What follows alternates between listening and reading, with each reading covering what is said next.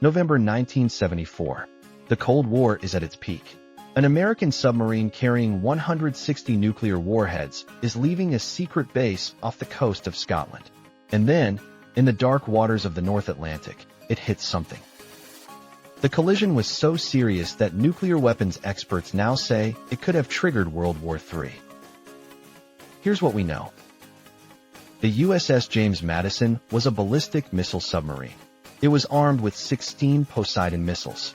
Each missile carried multiple nuclear warheads, 160 warheads total, enough firepower to incinerate a continent.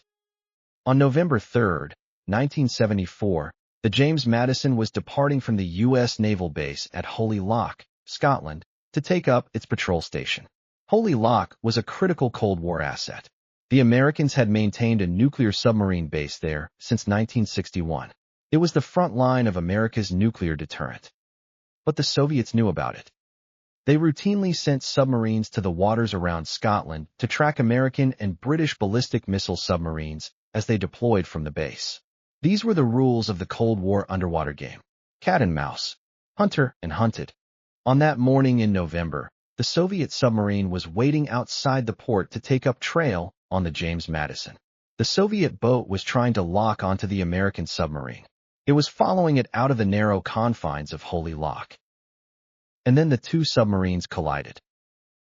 The CIA cable marked Secret Eyes Only was sent to U.S. Secretary of State Henry Kissinger. It read, "Have just received word from the Pentagon that one of our Poseidon submarines has just collided with a Soviet submarine." The SSBN James Madison was departing Holy Loch to take up station when it collided with a Soviet submarine waiting outside the port to take up trail. Both submarines surfaced.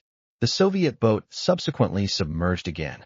There was no report yet of the extent of the damage. The U.S. submarine was left with significant damage to its hull. A 9-foot scratch was reported on its side. It was taken back to base for repairs. But here's what that cable doesn't tell you. The waters where the collision happened were shallow. The two submarines came within inches of sinking one another. And the James Madison was carrying 160 nuclear warheads. Nuclear weapons expert Hans Christensen described the worst-case scenario. If the collision had triggered explosions that ignited the ballistic missile fuel, the warheads could have been ejected or destroyed. The submarine could have capsized with the loss of all on board. You would have had a hot nuclear reactor in shallow waters close to rich fishing grounds.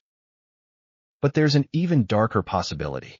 If the crew on one of the submarines had misinterpreted the collision as an attack, they could have decided to defend themselves and sink the other submarine. That's how World War III starts.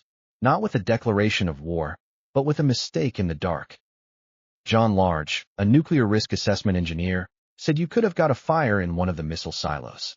That would have discharged a considerable amount of plutonium into the marine environment.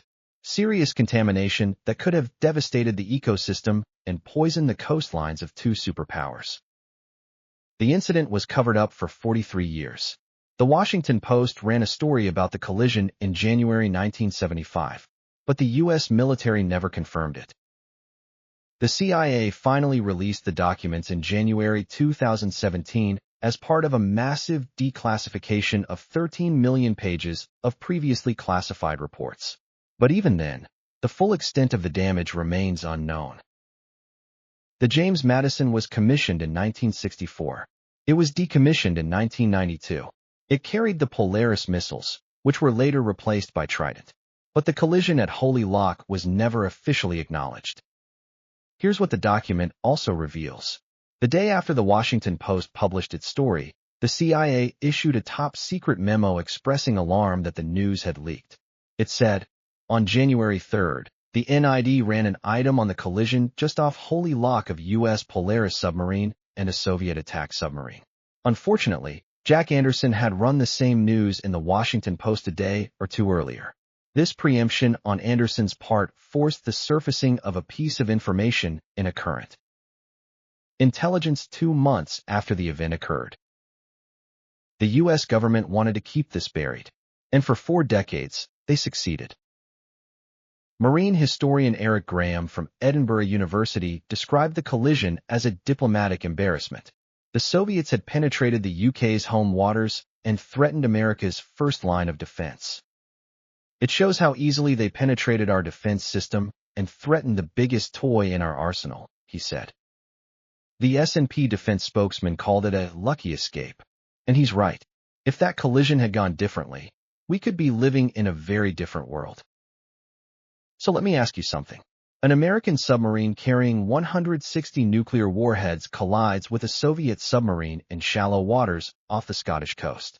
Both sides knew the collision happened. The U.S. military denied it for decades. The CIA buried the documents. And to this day, we don't know the full extent of the damage. What else are they hiding? This is Lost Timeline. Subscribe.